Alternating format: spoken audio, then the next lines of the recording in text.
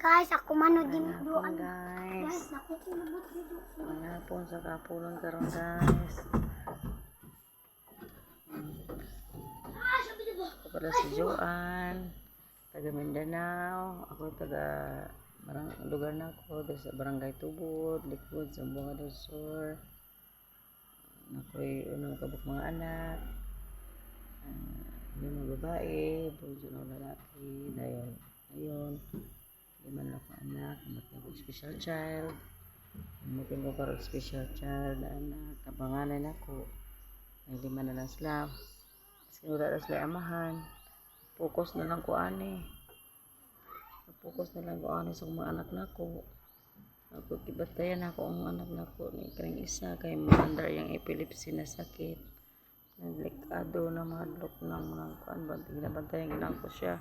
yung eskwilan taon siya eskwilan ako sila then dito sa eskwilahan under yung sakit under yung sakit niya mo na mga extra matingala na sila na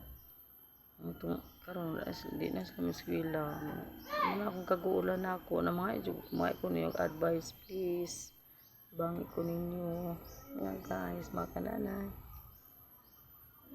nakalangga ako 44 years old na ko nagkatula naman ako mga anak na ko strong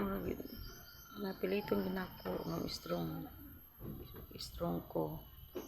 sabi na mga anak na ko kauban ako yan naman ko ikaipon 64 years old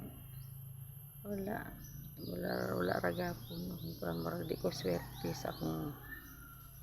naabana ang amahan sa akong mga anak po ko swerte love ko niya akong mga anak karon nang minikukuan mo ragapon nang focus ng isang mga anak na ako kung sa mga advice ninyo please comment mo react send kayo yung kuan Lord malitaw na akong anak ko Lord lingaw sa mga focus nyo sa mga anak na ko kasi ano ko trabaho po ako mga anak na ko mga anak po naminyo po sila nasa Manila yung trabaho na ko ano pa hatag sila ko bugas susudan